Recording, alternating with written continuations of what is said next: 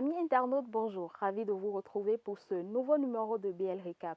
Suivez tout de suite la charpente avec quelques faits qui ont meublé l'actualité au cours de ces 7 derniers jours sur BL Télévision. Rencontre Talon Yahi, avis et attentes des populations. Pour une année scolaire 2021-2022 réussie, quels conseils pour les élèves et parents d'élèves? Grand projet de développement, Biochane visite la zone économique spéciale de Glodjibé. Éliminatoire mondial 2022, Dussuyer dévoile sa liste. Après la rencontre entre le chef de l'État et son prédécesseur Boni Yahi le mercredi 22 septembre 2021 au palais de la Marina, les populations expriment leurs attentes et leurs avis. Suivez cet élément de BL Reporter avec Hilbert Eda et Gérard Chao. Sous une fine pluie de ce mercredi 22 septembre 2021, lendemain de la journée internationale de la paix, le président Talon a reçu son prédécesseur Boni Yahi au palais de la Marina entièrement métamorphosé pour enfin décrisper l'atmosphère politique. Un geste qui est salué par des populations béninoises. Les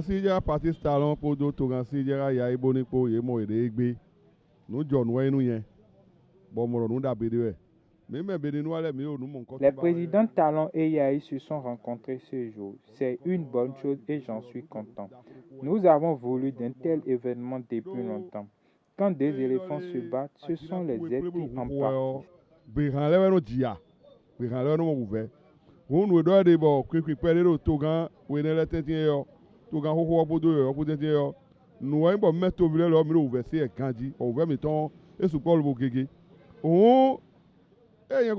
Leur mésentente a eu des répercussions sur beaucoup de choses.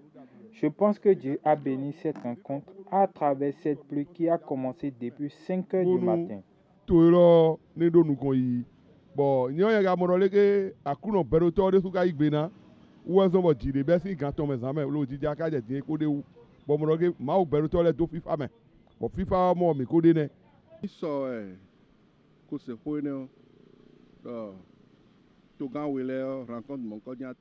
C'est depuis hier que j'ai eu la nouvelle. J'ai bien dormi car c'est maintenant l'heure du bonheur de notre pays. Depuis 2016 que le président Yahi a quitté le pouvoir, c'est pour la première fois qu'il a posé un acte salutaire.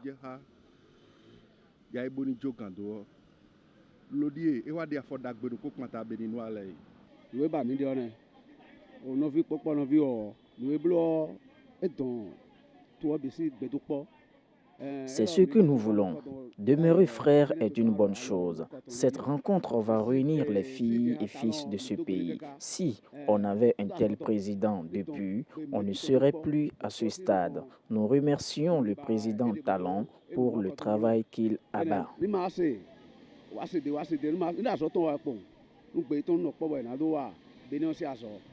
Tout comme un citoyen béninois, c'est l'image du Bénin. C'est une rencontre qui montre que la démocratie est en bonne marche au Bénin.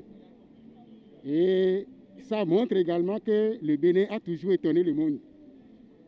Le Bénin, nous sommes une famille. Et vous savez, on dit le linge sale se lave en famille. Et c'est ça, c'est culturel, c'est notre culture. Les gens auraient peut-être pensé qu'il y a un différent entre Talon et Yahi. Mais du point de vue politique, du point de vue de l'intérêt général et de l'avenir de notre pays, cette rencontre montre que ce n'est que dans l'unité que le Bénin peut grandir. C'est ce que les deux hommes politiques ont montré. Lors de la rencontre, le président Boni Yahi a fait une doléance spéciale au chef de l'État Patrice Talon. L'ancien président a demandé la libération des détenus politiques et le retour des exilés. Cette demande de l'ancien président Boni Yahi est diversement appréciée par les populations. S'il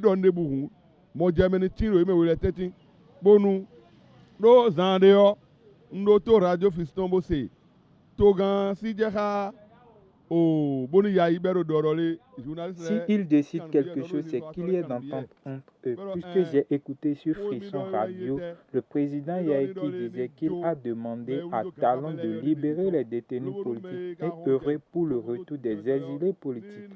Mais c'est au président Talon d'en décider.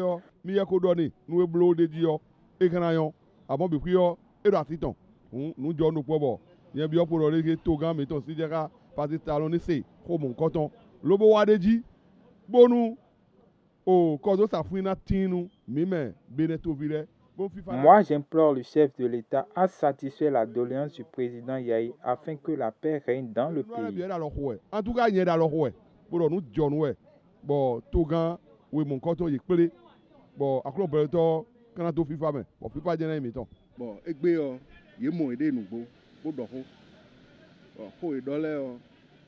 Nye bio y me wele do. Nuku mo je mede egbe meni tin. Bonu mede odo. Mede oni blogmoji. Mede olodo, mede oni blogmoji. C'est réellement aujourd'hui, ils se sont vus. Je demande à l'un d'écouter la doléance de l'autre pour ramener la paix. Ainsi, nous citoyens serons en paix. Ce que Yahi a demandé, il n'a pas mal fait. Car être exilé politique ou détenu politique, c'est pas chose facile.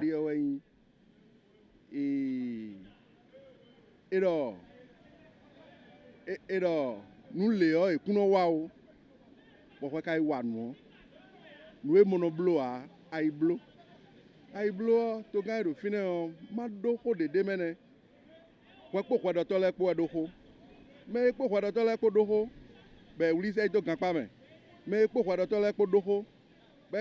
Cette doléance est plus dure chez moi puisque cela a trait à la loi. Et si le président accède, il violerait la loi car c'est une affaire de justice. Les deux doivent se comprendre et avec le dialogue, la paix pourra revenir dans le pays.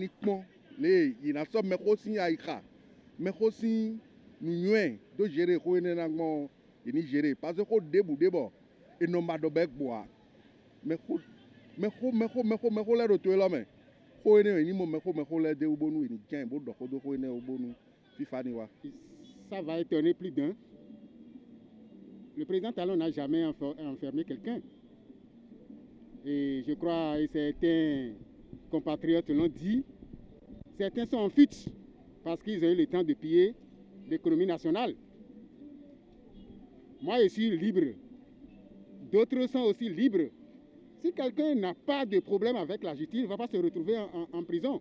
Maintenant, la doléance, si ceux qui sont à l'étranger pensent que les fautes commises peuvent être réglées devant la justice, le président Patrice Talon n'est pas un avocat. C'est vrai, il est le chef suprême, le premier magistrat.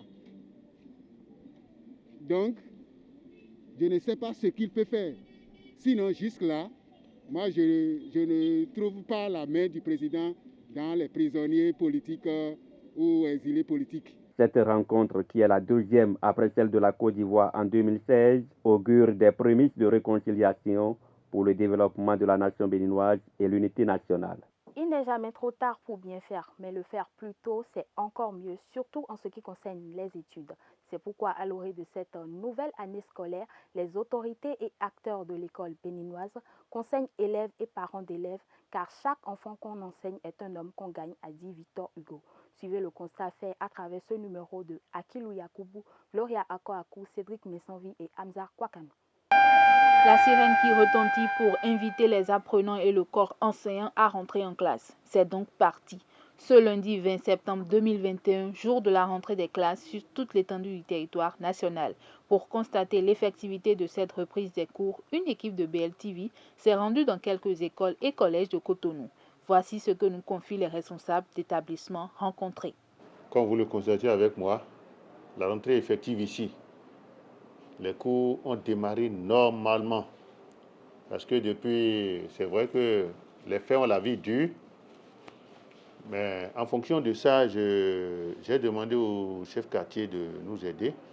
Parce que chaque fois qu'on sensibilise les parents pour qu'ils viennent à temps faire les inscriptions à la pré-rentrée, pour que, à la rentrée, les cours démarrent sur les chapeaux de roue, ils ne sortent pas. Et c'est à la rentrée qu'ils se prennent pour les inscriptions. On essaie de gérer. Mais on a demandé à tous les élèves qui ont déjà fait inscription, les anciens qui n'ont pas besoin d'une inscription, on leur a demandé d'être là sur les emplois du temps. Vous auriez contacté emploi du temps classe. Emploi du temps aussi des professeurs. Chaque professeur a eu ses emplois du temps. Donc tout est fait prêt. Il faut dire que nous avions procédé à une préparation à long terme.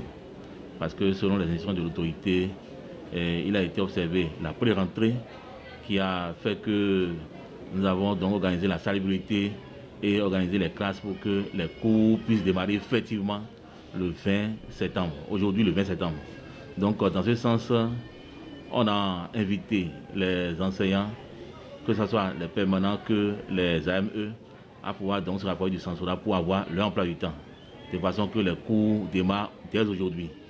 Et pour ce qui concerne les inscriptions dans le littoral, elles sont ouvertes depuis le 6 septembre. Donc depuis 6 septembre, nous avons déjà commencé par inscrire les nouveaux élèves tels que les admis au CPE et classés donc au CG, les pylônes. Mais malheureusement, les habitudes restent toujours ce qu'elles sont, dans la mesure où nous avons connu donc une affluence aujourd'hui, ce matin, pour ce qui concerne donc les des élèves avec l'accompagnement de leurs parents. C'est pourquoi vous êtes en train d'observer donc cette affluence. Mais toutefois, le censorat s'organise sur le terrain. Ce matin, comme vous le constatez vous-même, nous avons commencé la reprise des classes. Les enfants sont venus, les parents aussi viennent pour inscrire leurs nouveaux. Et vous allez constater aussi que dans l'ensemble, tout va bien, tout se passe bien. Comme le ministère l'a souhaité, il y a d'abord eu une semaine de pré-rentrée où nous avons procédé à l'inscription des enfants et au nettoyage, petit nettoyage parce que les parents, les enfants ne sont pas venus pour nous aider à nettoyer. Donc on a fini avec les inscriptions et aujourd'hui maintenant, on doit commencer les activités pédagogiques avec les enfants. Enseignants et autres acteurs de l'école béninoise se prononcent sur les mesures prises avant cette reprise des classes et sur l'ambiance de ce premier jour de la rentrée scolaire 2021-2022.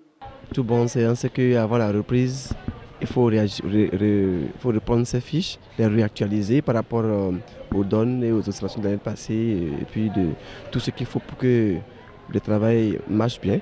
En termes de santé, il faut se déparasiter. Il faut mettre tout ce qu'il faut en place pour ne pas déjà, en cours de route, avoir des pannes de santé. On a eu nos emplois du temps à temps et par rapport aux emplois du temps, on s'est présenté ce matin pour exécuter les tâches qui sont les nôtres. Par rapport au cours qu'il doit faire, étant dit que j'ai préparé le minimum, je suis là pour dérouler le cours. C'est classique pour un enseignant, on sait ce qu'on doit faire en venant pour que les apprenants puissent se conduire comme cela se doit jusqu'à la réussite. Venus faire le constat de l'effectivité de la rentrée des classes, autorités municipales et locales nous livrent leurs impressions. Nous sommes concertés avec nos collègues conseillers municipaux et chefs quartier pour descendre dans tous les établissements publics de notre arrondissement pour constater l'effectivité de la rentrée. C'est ce que nous sommes en train de faire. Nous sommes déjà allés au CG de Nokwe pour voir, c'était effectif. Nous sommes maintenant ici à l'EPP Kindonou et aussi la rentrée est effective. Bon, la rentrée scolaire a été faite selon le programme établi par l'administration de l'école. D'abord, il y a eu la pré-rentrée où les parents des nouveaux élèves devraient venir inscrire leurs enfants avant même la rentrée de ce jour. Certains se sont déplacés, ils l'ont fait. Donc ils n'ont pas pu le faire parce qu'il y a eu des examens qui ont été passés dans l'enceinte de l'école, ce qui a perturbé un peu le déroulement normal des inscriptions. Donc aujourd'hui, les inscriptions se poursuivent. L'administration est à pied d'œuvre dessus. Tout se passe très bien au CG Les Pylônes. Ce premier jour de la nouvelle année scolaire qui semble avoir bien démarré sur toute l'étendue du territoire national va durer 9 mois. Certes avec des fortunes diverses, mais on garde espoir. Mon souhait, c'est que tout se déroule bien tout au long de cette année scolaire-là pour qu'à la fin, on puisse observer de bons résultats. C'est en cela que j'appelle tous les partenaires, tous les acteurs de l'école, j'appelle chaque acteur à jouer son rôle. Je dois d'abord remercier les autorités qui nous ont accompagnés pour que le minimum soit donc acquis afin que les cours démarrent. Et je souhaiterais que tout se passe normalement et que je crois que l'année se déroule donc dans de bonnes conditions. Les jalons sont donc posés et on ne peut que souhaiter aux apprenants et aux corps enseignants une année scolaire réussie sur tous les plans.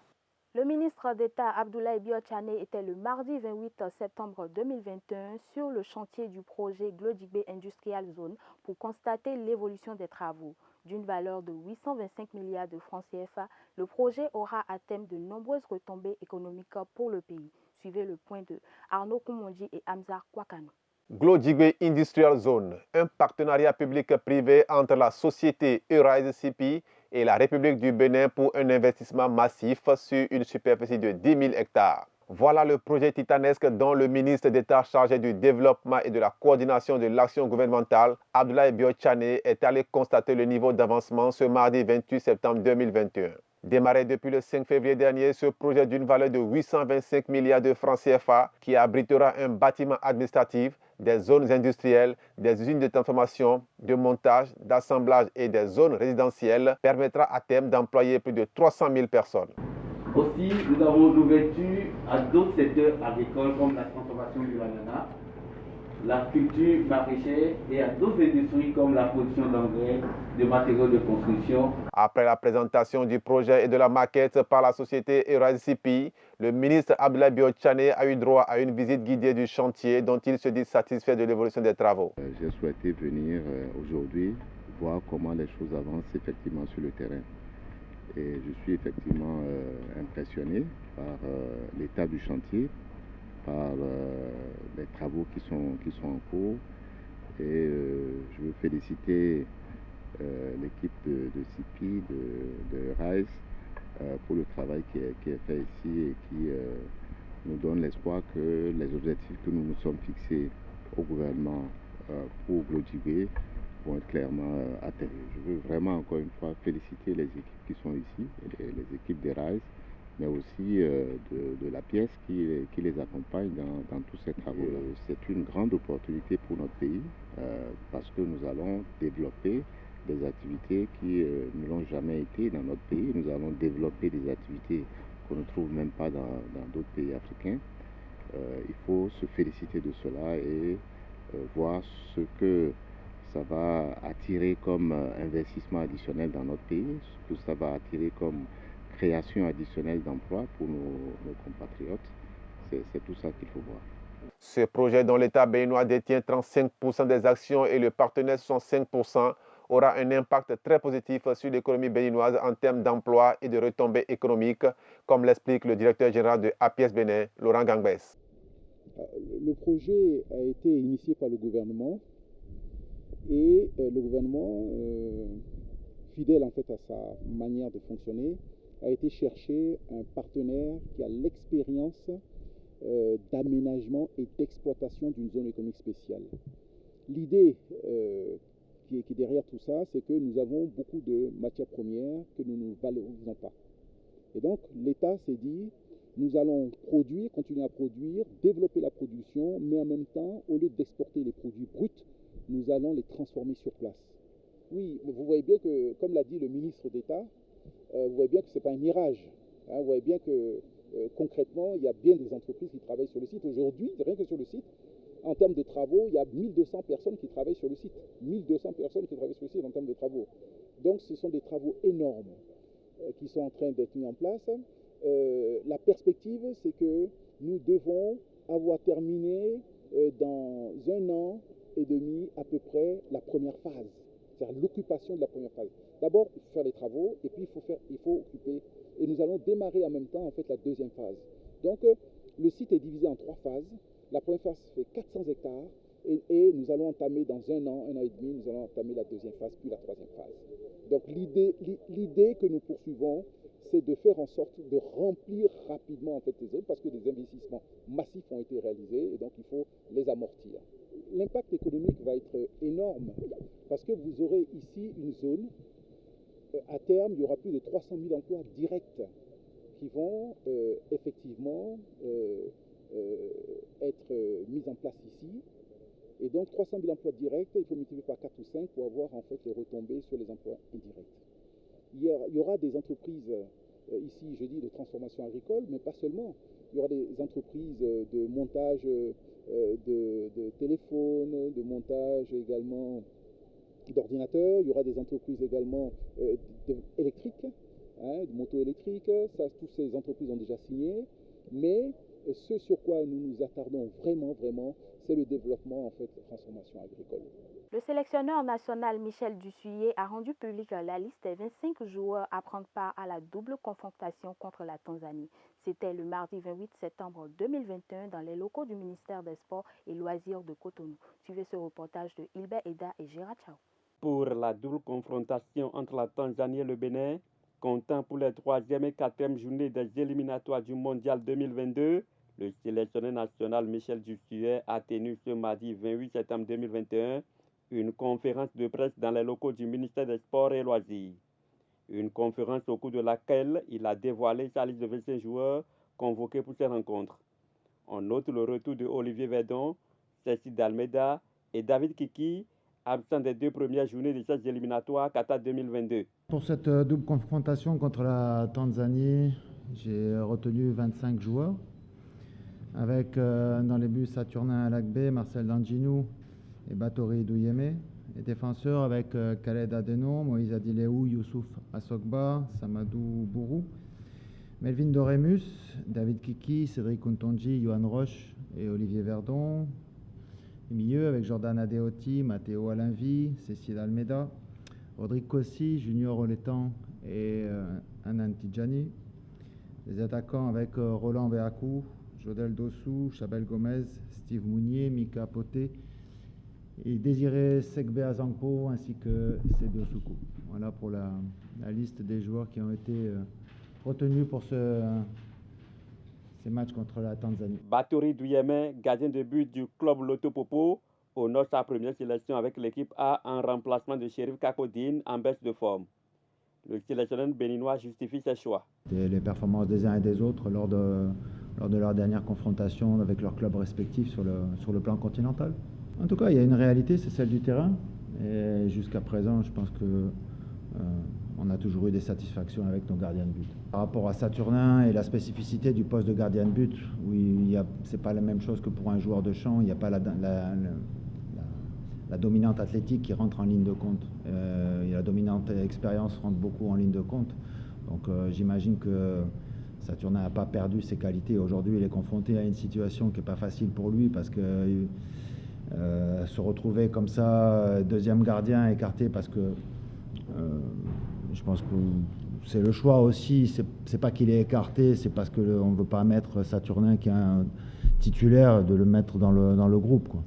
Donc maintenant, ça ne remet pas en cause et en question ses qualités et son expérience, c'est ce que j'ai dit tout à l'heure, quoi. Donc voilà, je me réjouis aussi que Marcel ait lui obtenu une place de titulaire dans son club, parce que c'est aussi bon pour sa progression, et si nos joueurs jouent et qu'ils progressent, c'est bon pour la sélection. En attendant les matchs qui se joueront en espace de 4 jours, le technicien français rassure de l'objectif visé. Une première qualification pour le mondial. Les joueurs sont-ils prêts? La suite de l'aventure nous le dira. Mesdames et messieurs, c'est sur cette information sportive que nous allons mettre un thème à ce numéro de BL Recap. Merci de nous avoir suivis et prenez le rendez-vous de la semaine prochaine.